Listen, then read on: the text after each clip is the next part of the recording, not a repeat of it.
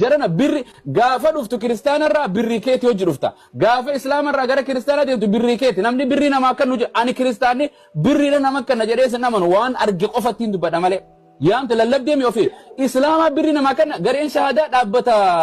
financially waa maallaqa isaa futeessi kanniti hin jiru yoo rakkatte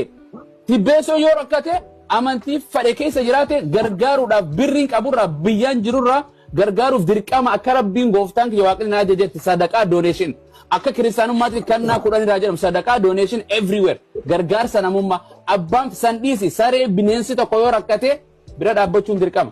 yoo waan kana sirraa waa jenne sirraa udinne gareen taanis achi teessee arrabsoo gareen taanas teessee arrabsoo isa dheengada torbaan tokko dhufe hin arrabsan wallahi hin arrabsan namuma ofii duraan beekan namuma ofii beekan raajite they know an dhugaan isinima osoon arra islaamarraa gara kiristaanaa dhaqee kuni hattuudha kuni gartee barsiisa ustaada naan jedhu baay'ee jira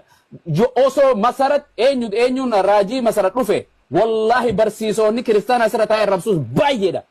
duraanuu saamtuudha waldaa keessatti akkana kanaaf dhaabbata keeti baay'ee namni sin faarsu waaqayyoo namni ni arrabsa jirana waan fokkottuudha jirana aboo waa baradhaa lallaba ani waan beekuun xiqqoo lalla beekumsa guddaa qaba jedhee staa'utu hin jiru beekumsi kiyya limitiidha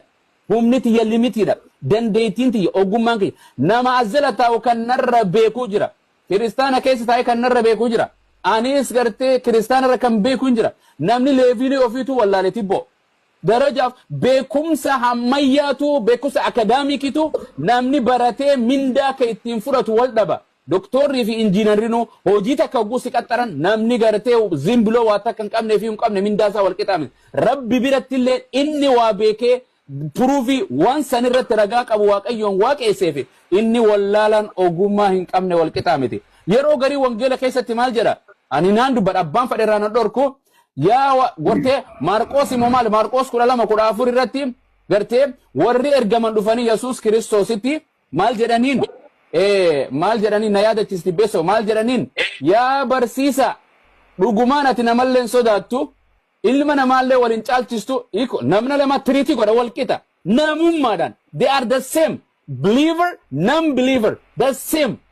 nama waliin caalchiftu dhugumaan karaa waaqayyoo barsiifta jedhaniin ati nama barsiisu calla kana gartee warra gartee bakka biraa ogeessitoota warra waa beekurraa waaqayyoon yeroo garii cufeeti wallaalota warra waan beekne waa dhaggeeffatutti argisiisa ogummaa barumsa kan beeku gariin namatti mamalee itti dalaguun danda'u gartee implementing godhu actio appointing godhu akkanuma firaa lallaba akkanaaf isirratti hin dheeressu mee sirraa duris tibbeessos maal jedhan naafeeti let's be ambassador ummata kana mee gaafa kan aboluu fi anaa fi I don't want to mention his name araara buusi